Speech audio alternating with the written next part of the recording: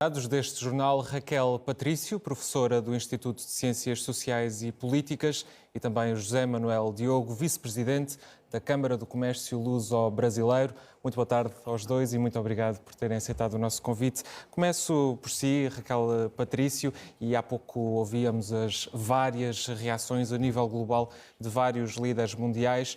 Uma em específico de Joe Biden, o presidente norte-americano, que quase que valida este processo eleitoral, caracteriza-o como justo, livre, credível, são estes os três adjetivos que usa. Quão importante é esta validação americana? Muito boa tarde a todos. Exatamente, eu reparei também nessa caracterização feita por Joe Biden.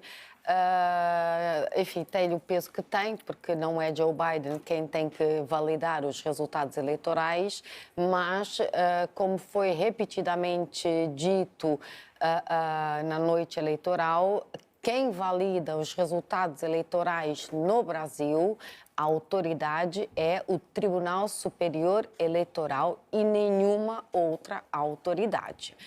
Os bolsonaristas vieram com o argumento de que havia um suposto acordo em que as Forças Armadas iriam validar o processo, iriam fiscalizar o processo das urnas eletrônicas e depois, se as Forças Armadas achassem que estaria tudo bem, então sim, o TSE poderia validar o processo, só se as Forças Armadas considerassem que estivesse tudo bem. Ora bem, e hoje já vieram manifestantes de rua em várias pequenas sublevações conclamar o artigo 142 da Constituição Brasileira, que, enfim, descreve o papel das Forças Armadas na sociedade brasileira, mas não autoriza o presidente a utilizar as Forças Armadas para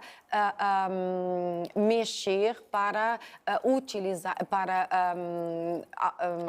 alterar os outros poderes.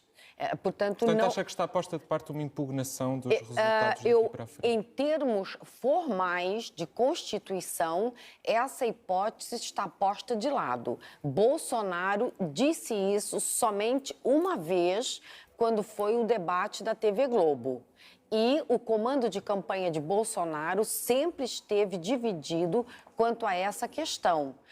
Por um lado, o presidente do PL e o chefe da Casa Civil dizendo que iriam respeitar os resultados e, por outro lado, a ala ideológica dizendo que iriam reclamar os resultados caso a vitória não fosse de Bolsonaro. E tem ainda a hipótese Aécio, que é aquilo que Aécio Neves fez quando, em 2014, perdeu para Dilma Rousseff por uma curta maioria.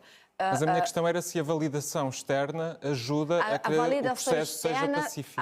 A validação externa tem esse objetivo, tem exatamente esse objetivo. E Joe Biden correu a tentar fazer essa validação,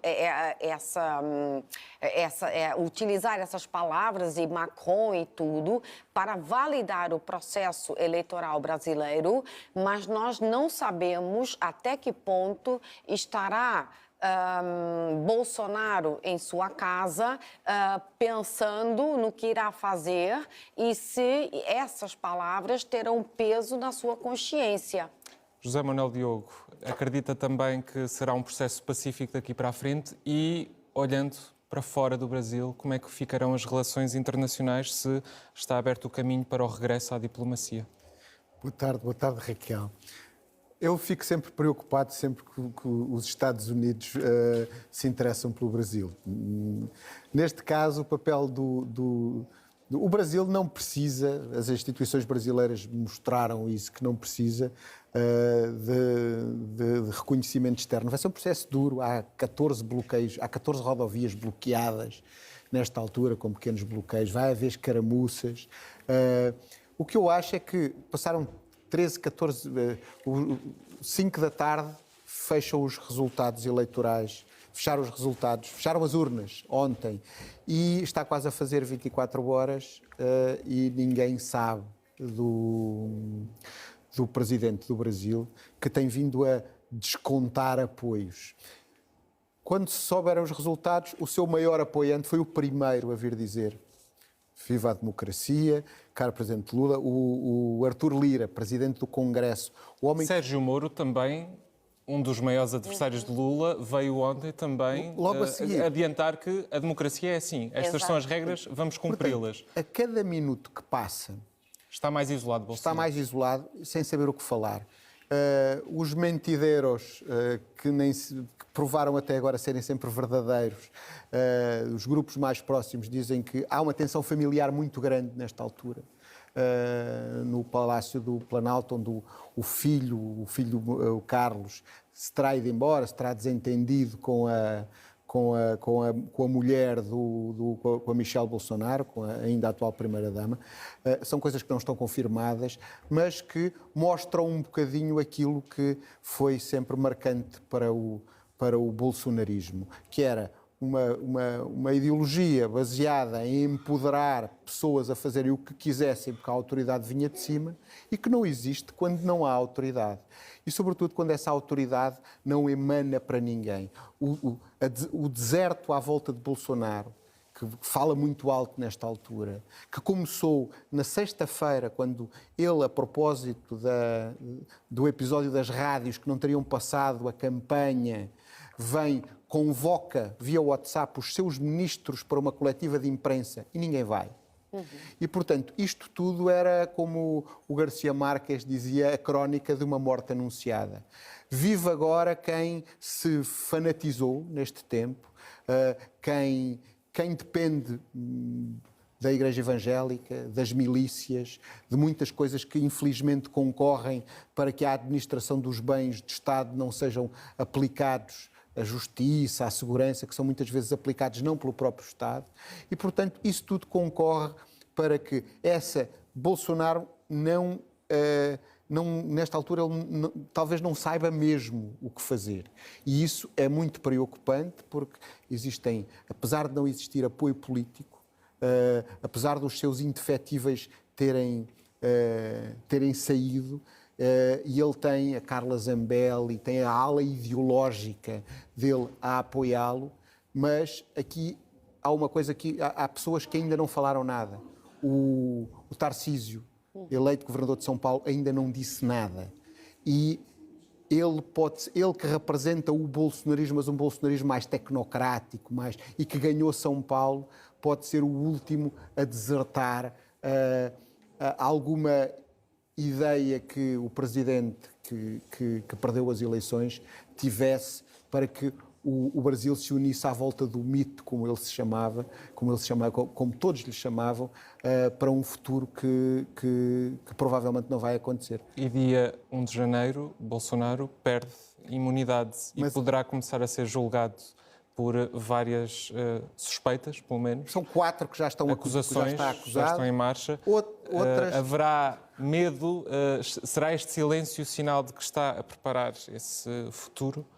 Ele está, nesta altura, com certeza. O que é que acontece nestas coisas? O presidente eleito recebe as chefias militares. É o que acontece, faz parte do protocolo normal. Há um presidente que é eleito, quem detém a força no país, ele liga e os telefones atendem-se e eles mostram fidelidade. E vai ser preciso encontrar uma porta para Bolsonaro sair. Bolsonaro representa 49,1% das intenções de voto do Brasil. A maior votação de sempre. Nós não nos podemos esquecer disso. Aumentou a votação desde a primeira volta. Aumentou desde a primeira volta. Desde a primeira volta, cerca de 5 milhões de votos, salvo erro. 7 milhões de votos. E perdeu, e teve mais votos perdendo do que teve quando ganhou, há 4 anos atrás. Portanto, nós não podemos ignorar isso. Há Mas isso país partido ao meio. Amplia a derrota ou suaviza a derrota? Não, isto deixa-nos... há muitos brasileiros que não se sentem brasileiros e que sentem uma angústia com isso, acham que lhes roubaram o país. E há outra metade que acha que recuperou o seu país. É um bocado esquizofrénico e quase sensacionista. E essas tensões por isso foi muito importante nós vermos pessoas como o Arthur Lira, como o próprio Sérgio Moro, que oportunista ou não, vale o que vale ou não, tendo este percurso mais esguio que passa que migra entre poderes, que é uma coisa um bocadinho inacreditável visto por padrões europeus, mas o que é certo é que há metade da população que escolheu e dessa talvez 30% fossem absolutamente fiéis, caninamente fiéis à figura de um líder messiânico e que estão órfãos e que o seu chefe está desaparecido. Isto é quase uma situação bíblica, não é? É difícil compreender isto. Portanto, nós não sabemos quanto mais tempo passar, eu acredito que vai ser pior. Raquel Patrício, dada esta situação bíblica, como descreve aqui o José Manuel Diogo, o bolsonarismo resiste sem Bolsonaro? Pois, essa é a grande questão. Essa é a grande questão. Por quê? Porque por estes resultados eleitorais, aquilo que dá para perceber é que o bolsonarismo está integrado na sociedade brasileira, porque metade da sociedade brasileira votou em Bolsonaro. Só que Bolsonaro não venceu. E o que Bolsonaro significa? De onde vem o bolsonarismo? O bolsonarismo vem de uma conjuntura muito específica que não tem nada a ver com a conjuntura que levou Orbán na Hungria ao poder, que levou Trump ao poder nos Estados Unidos. É uma conjuntura específica que levou Jair Bolsonaro ao poder no Brasil em 2018. Qual é essa conjuntura? O ódio ao PT?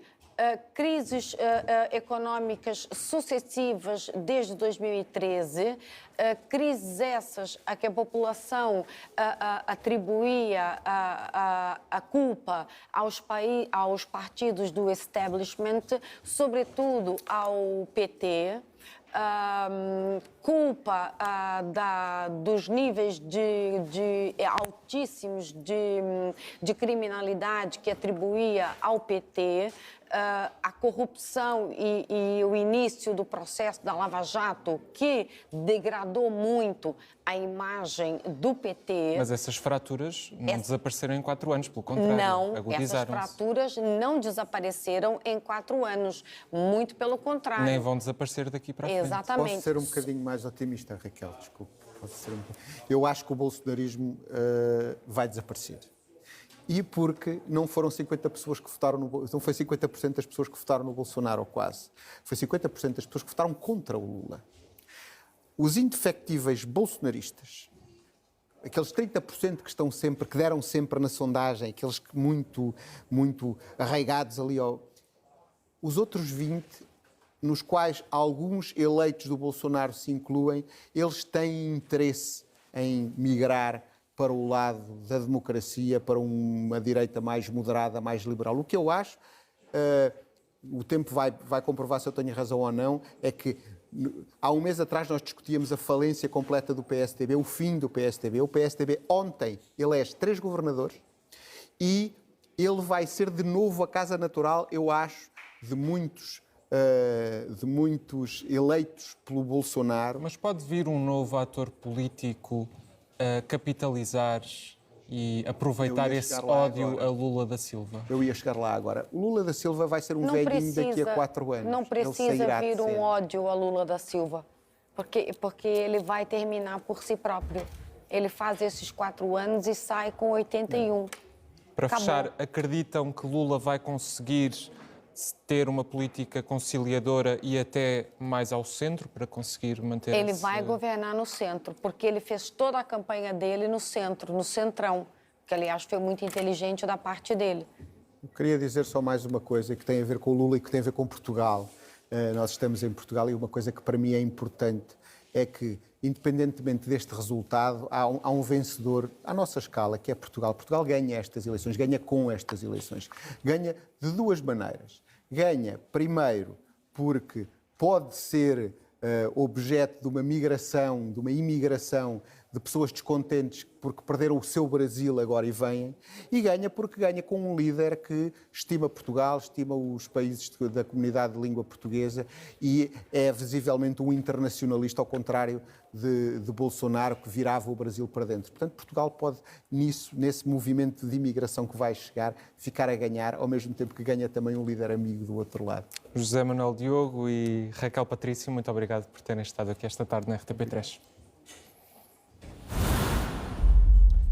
A Associação